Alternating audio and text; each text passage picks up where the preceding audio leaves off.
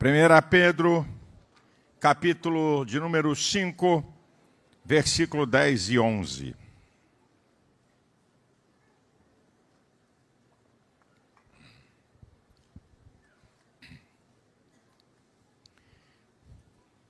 A primeira epístola de Pedro, capítulo 5, versículo 10 e 11, diz assim a palavra do Senhor.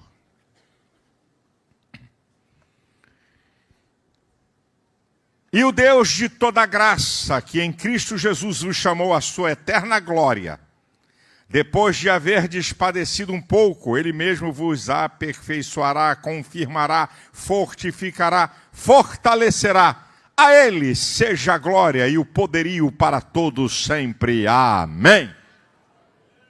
Eu quero falar alguma coisa. Não é tudo porque eu não tenho capacidade para isso. Mas eu quero falar alguma coisa sobre a maravilhosa graça de Deus. A maravilhosa graça de Deus. Primeiro, a importância é a grandeza da graça de Deus. A definição dessa palavra graça, porque a gente prega e fala e parece que tudo que é crente tem 10, 15, 20 anos de igreja e sabe de tudo. E a gente muitas vezes deixa o novo convertido, os iniciantes na fé, boiando. O significado dessa palavra lá no original, né, no grego, é o favor espontâneo, benevolente, amoroso de Deus, imerecido de Deus para com os homens. Isso é a graça. O favor imerecido, espontâneo, benevolente, amoroso de Deus para com os homens. Em diversas religiões você encontra essas palavras. Diversas religiões falam de amor, falam de paz, falam de bondade e falam de misericórdia. Mas de graça, só o Evangelho. De graça, porque não há um entendimento de que o homem não tenha que pagar um preço para receber um favor de Deus. Só o Evangelho é que traz esse entendimento. O preço foi pago. Alguém pagou por nós. Isso é graça. Agora, quando nós falamos da graça de Deus, a primeira coisa que vem na nossa mente é o sacrifício de Jesus. Está correto. É a expressão máxima da graça. Mas a graça de Deus não é só o sacrifício de Jesus. O fôlego de vida é graça. O ar que você respira é graça. A espessura da atmosfera que todo dia recebe o bombardeio de milhões de meteoritos. E se ela não tivesse essa espessura, os meteoritos invadiriam o planeta Terra e matariam a vida que tem aqui. Isso é graça. A água, as estações do ano, os alimentos, as frutas, as matas, florestas, os animais, o ser humano, isso é graça. Isso é favor de Deus. Em toda a Bíblia, nós vemos a manifestação da graça de Deus. Toda a Bíblia. Em Gênesis, a graça criadora. Em Êxodo, a graça que liberta o povo de Deus. Levítico e Números, a graça que estabelece regras para o povo de Deus viver melhor. Deuteronômio, a graça para você escolher o melhor, lembra? A vida e a morte, a bênção e a maldição. Josué, a graça que vence obstáculos, inimigos intransponíveis. Você pode, em tudo tem graça. Juízes, a graça que liberta do inimigo opressor. Ruth, a graça para socorrer o desamparado. Tudo na Bíblia você vê graça. 1 Samuel, a graça para não deixar a lâmpada de Deus se apagar no seu templo. Tudo é graça.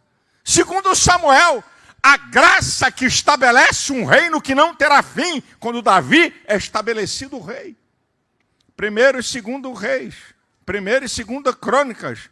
A graça que usa coisas inusitadas, de pouco valor, para que se tenha vitória. Um urubu, corvo-cora, que se alimenta um profeta.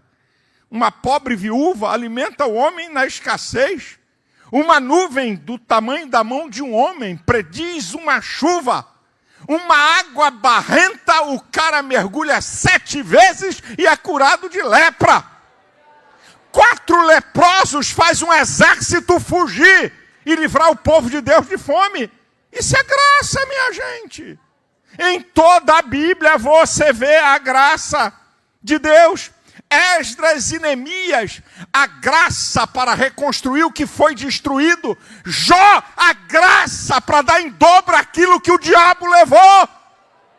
Toda a Bíblia tem graça, meu irmão. Salmos, a graça que se manifesta em forma de poesia e adoração. Provérbios, a graça que se manifesta em forma de sabedoria. Toda a Bíblia tem graça. Toda a Bíblia tem graça. Eclesiastes, a graça que se manifesta em tempo oportuno. Cantares, a graça que produz intimidade. E aí você vai, os profetas, de Isaías a Malaquias, a graça que prevê o futuro. A graça que alerta para os perigos eminentes. A graça que corrige os erros do presente. Aí você entra no Novo Testamento, os evangelhos. A graça que salva, que liberta, que cura e opera milagres. Aí você vai para o livro de Atos. A graça que se manifesta com poder. Aí você vai para as epístolas, seja de Paulo, de João, de Tiago, de Judas, não é? A epístola aos Hebreus, a graça que manifesta conhecimento, que faz você crescer, amadurecer, graça que aumenta em graça, e Apocalipse, a completude da graça. E outra, de Gênesis a Apocalipse, o tema central da Bíblia é Jesus Cristo, a manifestação máxima da graça de Deus. É graça, você está aqui, é graça, você está vivo, é graça, você é salvo, é graça.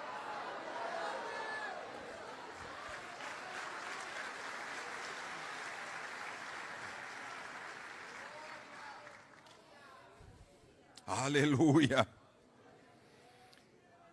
Número 2, a graça de Deus é suficiente, eficiente, é cheia de poder infalível. Para que a graça de Deus é suficiente? Você lembra que Paulo estava com um espinho na carne, já estava desesperado, pediu a Deus para livrar? 2 Coríntios 12, 9, e o Senhor diz para ele: Paulo, a minha graça te basta. O que é que o Senhor estava dizendo para Paulo? Paulo, a minha graça é suficiente. Não falta nada. A graça de Deus não é incompleta. A graça de Deus não atende parte. Ela é suficiente. Suficiente para quê? Eu vou dizer algumas coisas aqui. Para que a graça de Deus é suficiente? Número 1, para fazer você ser. O que é isso, pastor? Em 1 Coríntios capítulo 15, versículo 10, o apóstolo Paulo diz: pela graça de Deus sou o que sou. A sua graça para comigo não foi vã. Antes, trabalhei mais do que todos eles. Não eu, mas a graça de Deus que está comigo. Vamos então agora analisar o texto. A graça de Deus é suficiente para fazer você ser. Olha o que Paulo está declarando. Pela graça de Deus, eu sou o que sou. Dependência total de Deus. É a primeira coisa que ele está afirmando aqui. Depois ele vai dizer: sua graça para comigo não foi vã. Com certeza, o problema não está na graça de Deus, está na maneira que usamos a graça. O problema não é a graça, o problema é como usamos a graça. Aí ele vai dizer: antes eu trabalhei mais do que todos eles. Eu não criei as oportunidades de trabalho, mas não deixei de trabalhar em todas as oportunidades que a graça me deu. É isso que Paulo está dizendo. O grande problema é que muitas vezes a gente deixa de fazer aquilo que a graça oferece e depois a gente reclama da vida. E aí ele vai dizer uma outra coisa: todavia, não eu, mas a graça de Deus que está comigo. Ele está dizendo o seguinte: tudo que eu sou, tudo que eu estou fazendo, é que a graça de Deus nos faz ser o melhor. Qualquer profissão, irmão, que você abrir a boca aí, qualquer profissão, a questão não está na profissão. A questão está em como você usa o favor de Deus nessa profissão. Essa aqui é a questão. Ah, a profissão que eu tenho, olha o salário que eu tenho. Ah, queridão. A questão não é a profissão. A questão é o que você está usando na oportunidade que Deus está te dando. Essa que é a questão. Eu já contei aqui, ele deve estar me ouvindo lá em Brasília. E vou repetir aqui. Eu aqui, uma vez, um irmão desempregado veio falar comigo, anos atrás. Ah, pastor, estou desempregado, tenho família e tal. E aí eu era amigo da dona da loja Guitarra de Prata. Lá na Rua da Carioca, 37. Ela patrocinava o meu programa de TV. Aí eu fui para a irmã e pedi a ela: eu estou com um rapaz, um cara bom, inteligente, está precisando de um emprego e tal. Manda ele vir aqui, pastor. Mandei o cara lá. 15 dias depois eu fui lá, porque eu recebia o recurso para pagar o programa. Quando eu entrei, 2 balcões gigantes, lado esquerdo e lado direito, procurei o cara, não achei. Aí falei: ô, minha irmã, cadê aquele irmão que eu mandei aqui para cá? Ela me é sem graça, uma pessoa muito distinta. Aí disse: ah, pastor, o cara estava desempregado há quase 1 ano. Ah, pastor, ele falou que não trabalha sábado, porque a loja fechava às 14 horas, como as lojas no centro da cidade. Falei: como? Ele falou que não trabalha sábado, então... Eu falei: Jesus, me ajuda. O cara desempregado, com família para sentar, muito bem. Passou um tempo, um outro irmão. Eu vou contar coisa boa. Um outro irmão, também. Pastor, estou precisando de emprego, não sei o quê. Eu falei: meu Deus, vou eu falar com essa mulher de novo. Mas eu sou um cara que eu não desisto. Eu não desisto fácil das coisas, não. Eu sou madeira de dar em doido. Pescoço de galinha. Aí fui a ela e disse: dona Leila, eu tenho uma outra pessoa. Será que a senhora dava uma chance? Ela falou: manda, pastor. A loja dela em expansão. Um outro detalhe. Deixa eu voltar ao filme um pouquinho. Eu estava na televisão, não tinha recurso para pagar programa, orando a Deus por uma porta. Senhor, como é que vai ser? Eu preciso de um patrocínio. Aí o pastor Santos, quem comprava o instrumento aqui era eu, equipamento. Aí o pastor Santos disse: Sheila, vê essa carta aí. Aí uma carta. Saudações no Salmo 150. A nossa loja, Guitarra de Prata, é uma loja de cristãos, está sob nova direção, bababá. O Espírito Santo falou: vai? Eu falei: obrigado, pastor. Desci, peguei o ônibus, aquele famoso 350. Passei Irajá, porque eu não tinha carro. A Kombi da igreja não estava disponível. E eu fui para o centro da cidade. Aí quando eu cheguei na loja, eu fiquei com medo. Uma loja centenária, velha. Um funcionário do lado esquerdo, num balcão. Outro funcionário do lado direito e a loja vazia. No final do balcão, uma moça e uma senhora. Falei: Jesus, será que é isso aqui mesmo? Vamos embora, já estou aqui, não vou voltar. Já andei mais de 1 hora de ônibus, agora vou voltar sem falar. Aí cheguei para a moça assim: filha, eu queria falar com a dona da loja, com o responsável. Eu sou pastor. Ela era a segunda, ela ouviu e disse assim: chega aqui, senhor. Aí eu sentei na cadeira assim do lado. Eu disse, nós recebemos uma carta aqui da sua loja, que está sobre uma direção nova e que é de evangélicos.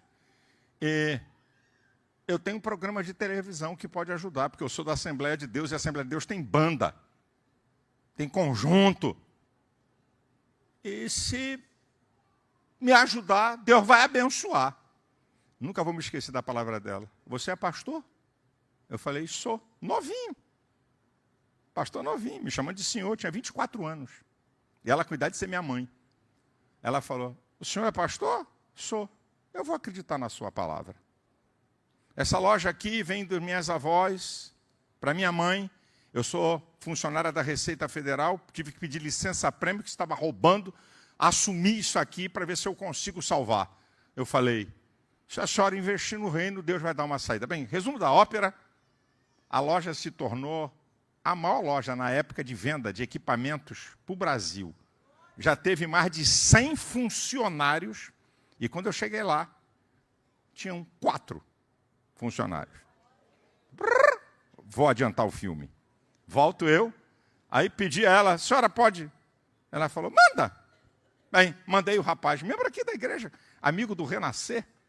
Aí ele foi para lá. Bem, chegou lá como vendedor, foi para o balcão como vendedor. Depois, o tempo passou a ser o gerente da loja. Depois, uma multinacional de instrumentos chamou ele para tomar conta do negócio no Brasil. A graça cria a oportunidade, mas quem tem que usar e saber usar é você. Ah, esse emprego? O cara está desempregado, ganhava 4 salários. Estou falando em tese. Aí aparece um emprego para ganhar 2. Não, meu nível é 4, então fica desempregado miserável. Porque muitas vezes a porta que Deus abriu para você entrar ganhando 2, amanhã é para você ganhar 10. O rapaz que eu falei, ele está vivo. Está lá em Brasília. E continua no ramo. Há mais de 25, de 30 anos. Aí, então, a questão não é a graça. Porque a graça de Deus é suficiente para nos fazer ser o melhor. Em que é graça? O que é a graça de Deus? Ela é suficiente. É isso que eu estou me propondo aqui a dizer alguma coisa para você dessa maravilhosa graça de Jesus. Primeiro, é que a graça do Senhor é suficiente para fazer ser. Segundo, é que a sua graça, a graça do Senhor é suficiente para salvar. É a graça que salva. É a graça. Pela graça sois salvos por meio da fé. Isso não vem de vós, é dom de Deus. Não vem das obras para que ninguém se glorie. Efésios 2:8. Ela é suficiente para salvar. Você não tem que pagar preço para poder ser salvo.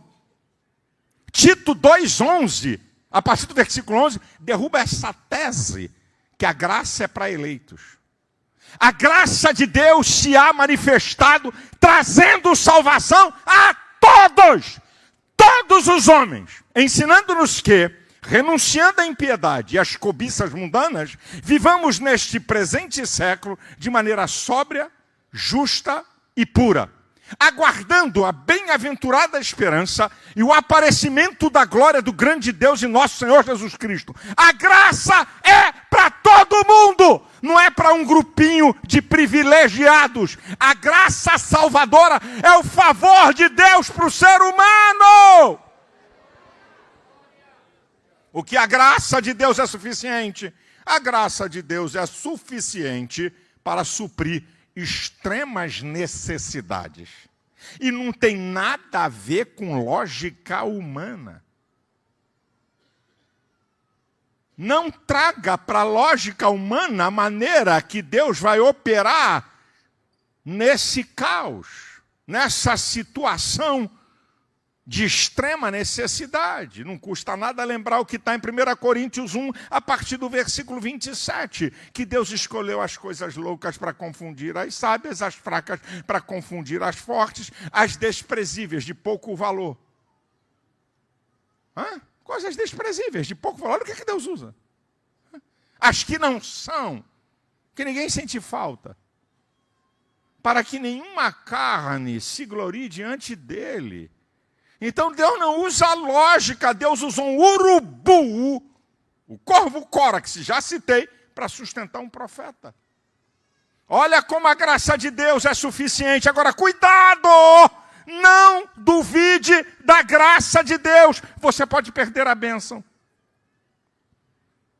Tem uma história em 2 Reis, capítulo 7, quando Samaria estava cercada e o homem de Deus disse, amanhã vai ter sobra de comida. O capitão assessor do rei disse, se abrisse as janelas dos céus, isso seria possível. Ele duvidou. O profeta disse, você não vai participar disso não. E aí vem a história de 4 leprosos, o som lá, a primeira amplificação de som da história. Os sírios pensaram que vinha um exército, todo mundo fugiu, deixou tudo lá. Resumindo a história, eles voltam e dizem, está tudo lá. O rei manda inspecionar, é verdade, o povo sai e atropela o capitão na porta da cidade. Duvidou da graça? Está duvidando que Deus pode operar um milagre para você? Está duvidando que Deus pode mudar essa situação que você está vivendo? Eu quero profetizar e repetir. A graça de Deus é suficiente para suprir extremas necessidades. Acredite, meu irmão. A graça de Deus é suficiente para interferir nas circunstâncias da vida. Você sabia que o estado emocional nosso está ligado às circunstâncias da vida? Comprou um carro novo. Fica alegre. O carro foi roubado e não tinha seguro. Fica triste. Deus abriu uma porta para um excelente emprego. Fica alegre. Foi mandado embora. Fica triste. Sabia que o nosso estado emocional está ligado às circunstâncias da vida? Mas você sabia que a graça de Deus te dá poder para interferir nas circunstâncias da vida? Vamos ao exemplo? O apóstolo Paulo e Silas, em Atos 16. Depois de apanharem em praça pública, tomarem varada, injustamente, serem colocados no cárcere inferior, com os pés amarrados no tronco, fezes e urina se misturam com o prisioneiro.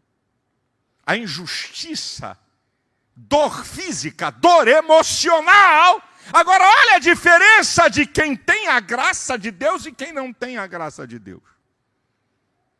Diz a Bíblia que Paulo e Silas oravam e cantavam. Os outros presos, calados, escutavam. Paulo e Silas estavam alegres. Os outros presos, tristes. Paulo e Silas, cheios de esperança. Os outros presos, sem esperança. Paulo e Silas, aqui não é o final. Os outros presos, acabou a vida. Oh, querido, quem tem a graça de Deus interfere nas circunstâncias da vida. Desculpa a expressão, o pau está quebrando no teu lombo, a situação está difícil, problema de tudo que é lado, mas você está aqui na casa de Deus, dando glória a Deus e aleluia, adorando o Senhor, abrindo a sua boca e louvando a Deus, e não permitindo que essas circunstâncias travem você, leve você para angústia, leve você para depressão. É a graça de Deus. A graça de Deus é suficiente para quê, pastor? Para se manifestar de forma surpreendente. Sabe o que significa surpreendente? Inesperadamente.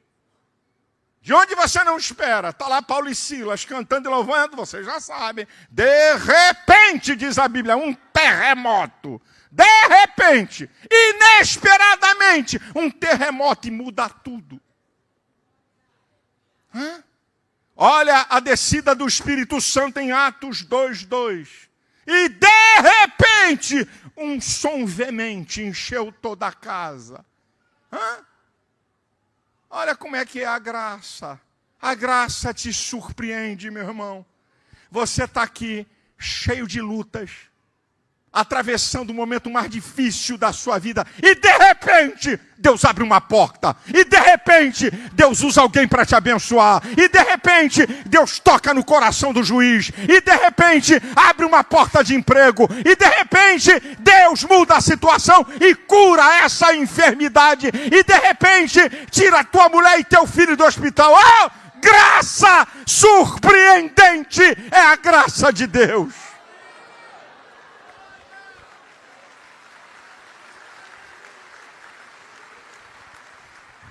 A graça de Deus é suficiente para te levar ao triunfo e não fazer você retroceder. Vamos voltar para Paulo e Silas. Saem da cadeia. Tem as feridas lavadas pelo carcereiro. Cama, mesa e banho. Depois eles vão cumprir o propósito, vão consolar os irmãos na casa de Lídia. E o final do capítulo 16 diz que eles saíram da cidade. Não voltaram para a cadeia. Não voltaram para a prisão. A graça de Deus não retrocede. Ela te leva ao triunfo. Não vai voltar essa situação. Se voltar é porque você está errando. Se voltar é porque você está desprezando a graça. A graça de Deus tira você de uma situação para te levar ao triunfo. Não é para você voltar ao lugar da desgraça e da derrota. A graça de Deus se manifesta de maneira promissora e crescente. Olha Israel.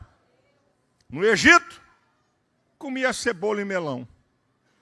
No deserto, maná. Em Canaã, todo tipo de alimento. Olha a graça de Deus na vida do profeta Elias. No tempo de escassez, é alimentado com pão e carne. No tempo de extrema necessidade, é alimentado com bolo por uma viúva. Depois da chuva, todo tipo de alimento. Olha o texto que fala a nosso respeito. É interessante isso aqui. O texto que eu li, olha o que ele fala. O texto que eu li, ele diz o seguinte. Ele, depois de ter padecido um pouco, isso é, tem sofrimento. Agora a coisa vai começar a mudar. Ele mesmo vos aperfeiçoará, vai melhorar.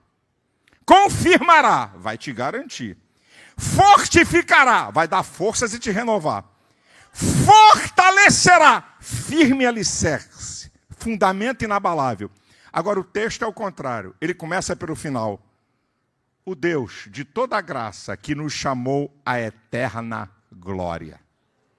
Olha como é que a graça de Deus se manifesta de maneira crescente e promissora. Vai chegar o dia que não vai ter dor, não vai ter sofrimento, não vai ter morte. Ele vai limpar dos teus olhos toda lágrima. Agora, número 3, eu estou chegando no final. Um alerta. Um alerta que eu quero dar à igreja. A deturpação da graça e o abuso da graça. A deturpação da graça e o abuso da graça. Duas coisas nesses tempos que estamos vivendo, que muita gente está confundindo, sabe? Muita gente está confundindo a deturpação da graça e o abuso da graça. Deturpação da graça, a graça sem graça, legalismo. Regras e preceito dos homens em cima do povo. Aquilo que está em Colossenses, que a Bíblia nos fala, com muita propriedade, no capítulo 2, do versículo 20 ao 23, né? Tendo aparência, parece que é algo que vai ajudar, que vai beneficiar, mas não é de proveito algum, senão para a satisfação da carne. Doutrinas e preceitos de homens. Não tem nada a ver com a Bíblia. Mulheres com manga aqui, vestido aqui, cabelo aqui. Essa pintura é do capeta. Essa argola é corrente do inimigo. Então inventa um monte de regra. É graça sem graça. Bota o povo debaixo de um jugo desgraçado. Medo. Isso não é graça, irmão. Isso é graça sem graça. Agora tem a graça leviana. Pode pecar à vontade. você está perdoado. É só love, só love, só love, só love. É só amor, só amor. Fique à vontade, meu filho. Ele perdoa. Vamos ver o que o apóstolo da graça fala? O apóstolo da graça é Paulo. Romanos 11, 22. Devemos, pois, considerar a bondade e a severidade de Deus. Para com os que caíram, severidade. Para conosco, a benignidade. Se permanecermos na benignidade de Deus, senão também seremos cortados. O apóstolo da graça fala de benignidade e severidade de Deus. Que conversa é essa? Que você pode viver de qualquer jeito, vivendo pecado e não tem problema. Pode adulterar, pode se prostituir, pode papar a namorada, não tem problema não. Pode ter mais de uma mulher, não tem problema não. Vem domingo na igreja, dá dízimo, dá oferta, canta, chora e a vida fora daqui. Pode fazer o que você quiser que está safo. Está precisando ler mais um pouquinho a Bíblia. Olha o apóstolo da graça em Colossenses capítulo 1, a partir do versículo 21, a síntese. Ele fala por que Jesus Cristo, no seu corpo, pagou o preço. Para nos apresentar santos, irrepreensíveis e inculpáveis. E ele vai dizer uma coisa interessante. Se na verdade permanecerdes fundados e firmes na fé e não vos moverdes da esperança do Evangelho. Como é que é esse negócio de um evangelho, de uma graça leviana, que você pode ver uma vida de pecado? Eu acho interessante, é o argumento estúpido e herético. Deus quer o coração. Deus quer o coração, vontade, sentimentos e mente. Então ele quer tudo, meu brother. Porque isso aqui comanda o ser. Não é que Deus só quer o coração. Que conversa fiada é essa? É a alma do homem que rege o corpo humano. Então que negócio é esse que é só o coração? Meu filho, não faça isso não. Não fala bobagem não. Você está falando besteira. Você não sabe o que você está falando. Olha o que diz o escritor aos Hebreus, capítulo 3, do versículo 12 ao 14. Vede, irmãos, que nunca haja em qualquer de vós um coração mau e infiel, para vos apartar do Deus vivo. Antes, exortai-vos uns aos outros, durante todos os dias, no tempo que se chama hoje, porque nos tornamos participantes de Cristo, se retivermos o princípio da nossa confiança firmemente até o fim. Que negócio é esse que tu está garantido? Que negócio é esse que você está salvo e está acabado? Pode bagunçar o coreto que está garantido. Onde é que está isso na Bíblia? Olha o que eu li aqui, o escritor aos Hebreus. Então nós temos a graça sem graça, que é legalismo. A graça leviana, que você pode fazer o que você quiser, desculpa, e Deus vai quebrar seu galho. Deus não é macaco gordo. Não quebra galho de ninguém. E aí nós temos a graça de Deus. A graça de Deus. Está perdoado? Sim. Está cancelado? Sim. É verdade. Você não precisa pagar preço. Você precisa obedecer procedimentos. É aqui que é um engano de muita gente sobre a graça. Na graça de Deus você não paga preço. O preço foi pago. O preço da salvação foi pago. Está zerado. Agora você tem que obedecer procedimentos. Por quê? 1 Pedro 1, 15 e 16 diz: como é santo aquele que vos chamou, sede santo em toda a vossa maneira de ver, como está escrito. Sede santo porque eu sou santo. Procedimento. A graça salva, mas você tem que entrar no processo de santificação, de aperfeiçoamento. Cada vez mais longe do mundo, cada vez mais perto de Deus. Cada vez mais longe do pecado e cada vez mais perto da vontade de Deus. Então como é que é essa história de graça? Aqui, qualquer graça... Não, tá quebrando. Não. Pode viver à vontade. Não. O preço foi pago. O procedimento é meu e seu. Hebreus 12, 14 diz: segui a paz e a santificação, sem a qual ninguém verá o Senhor. É processo. processo de santificação para entrar no estado de santidade. A graça tem procedimento. A graça não é leviana, não é para você viver de qualquer jeito. Olha o texto de Colossenses, capítulo 3, a partir do versículo 1. Se já ressuscitastes com Cristo, buscai as coisas que são de cima, onde Cristo está sentado à destra do Pai. Pensai nas coisas que são de cima e não nas que são da terra. Porque já estáis mortos e a vossa vida é escondida com Cristo em Deus. E quando Cristo, que é a vossa vida, se manifestará, vós vos manifestareis com Ele em glória. Mortificai os vossos membros que estão sobre a terra. A prostituição, a impureza, o apetite desordenado, a vil cobiça, a avareza, que é a idolatria, pelas quais coisas vem a ira de Deus sobre os filhos da desobediência, nas quais em outro tempo andastes quando vivias nela, mas agora despojai-vos de tudo, da ira, da cólera, da malícia, da maledicência, das palavras torpes da vossa boca. Não mintais uns aos outros, porque já vos despistes do velho homem com seus feitos e vos vestistes do novo, que se renova para o conhecimento, segundo a imagem daquele que o criou. Onde não há nem grego, nem judeu, nem circuncisão, nem incircuncisão, nem cita, nem bárbaro, nem servo ou livre, mas Cristo é tudo em todos. Isso aqui é a graça, é o procedimento da graça. Mas, olha só, olha que coisa linda, isso aqui é a Bíblia, meu filho, isso aqui é a graça, o procedimento da graça, é eu que tenho que fazer.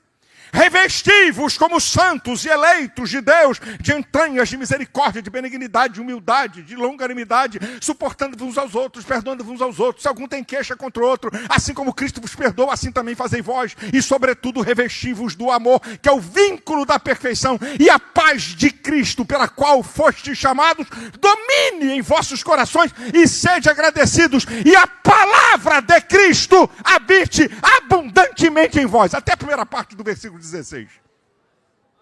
Isso aqui é graça, meu irmão. Como é que é a graça que você pode viver de qualquer jeito? Oh, querido, oh, meu amado, eu quero dizer uma coisa para encerrar aqui a minha palavra. Eu quero dizer que nós estamos aqui na ceia da graça. Não. Vou falar como os evangelistas, vocês não ouviram. Vocês não entenderam.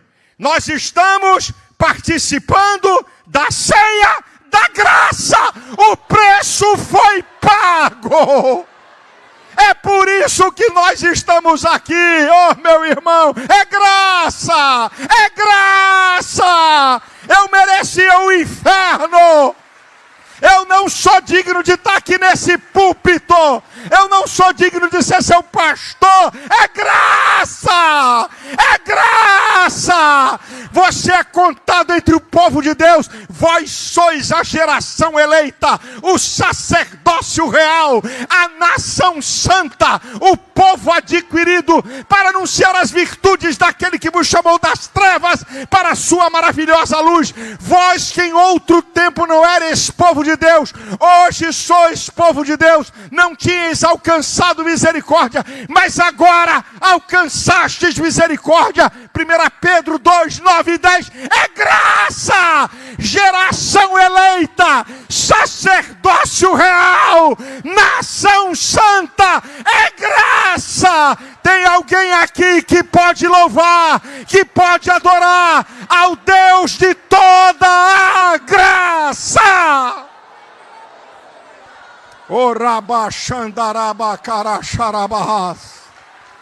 É graça, meu irmão.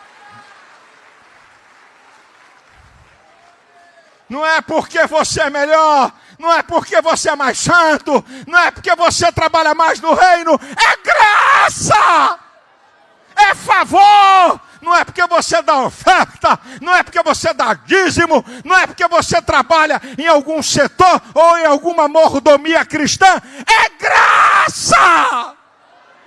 É graça! Era para eu e você andarmos de joelho, minha gente. Era para eu e você entrarmos aqui no templo dando glória a Deus e aleluia. Não é para murmurar, não é para reclamar, não é para falar mal. É graça. Eu estou pisando na casa de Deus. Eu pertenço ao povo de Deus. Eu sou salvo por Cristo. É graça. É graça. É a maravilhosa graça de Deus. Tem gente aqui comigo para dar glórias a Deus pela graça. Tem gente aqui comigo para adorar o Deus da graça.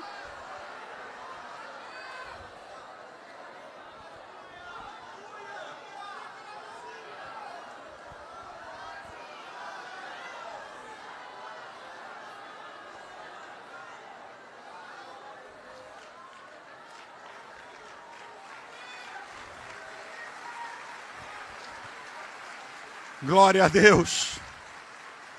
Glórias a Jesus. Glórias a Jesus. Glórias a Jesus. Aleluia. Louvado seja o seu nome. Deus está aqui. O Espírito Santo está aqui. Você é templo do Espírito Santo. É graça. É graça, é favor de Deus, meu irmão. Você está vivo, eu estou vivo. É graça. Livramentos que você não vê, nem eu. É graça. Se colocasse na tela aqui, Deus permitisse colocar no telão, não é a vida de um pastor, de um irmão de oração. Não. A vida de um crente que ninguém sabe o nome dele. Pega aí, escolhe um crente aí. Eu vou botar um pouquinho da vida dele, daquilo do mundo espiritual que ninguém vê. Vou mostrar um pouquinho do que acontece no mundo espiritual. Você ia ver demônios lançando dardos, setas contra você. E você ia ver os anjos de Deus. Esse aqui não. Não, esse aqui não. Esse aqui está revestido da graça. Esse aqui não, você não toca. Aquele que é de Deus, o maligno não lhe toca. Macumba não pega em crente. É graça. É graça, você pode ficar de pé e exaltar o Deus da graça, meu irmão. É graça. Acontecem coisas que eu não vejo, acontecem coisas que você não vê. E Deus está trabalhando no mundo espiritual. Seus anjos são colocados à nossa ordem para te dar livramento, para te proteger, para travar demônios, para confundir inimigos, para deixar prostrado gente que te odeia, para livrar você de gente má. É graça, oh graça, oh maravilhosa graça. Eu repito, nós estamos aqui celebrando a ceia da graça. Ele morreu por nós, Ele derramou o seu sangue. E nós estamos aqui celebrando o que, meu irmão? Nós estamos celebrando a manifestação máxima da graça de Deus. Jesus no Calvário, seu sangue derramado, o preço foi pago, está pago. A cédula que era contra nós está rasgada e cravada no madeiro. É graça! É graça! Oh, aleluia! Deus abençoe a sua vida. Não desperdice a graça de Deus. Não jogue fora a graça. Não trate a graça de Deus como algo leviano e comum. É o grande favor por nós que só o Evangelho produz.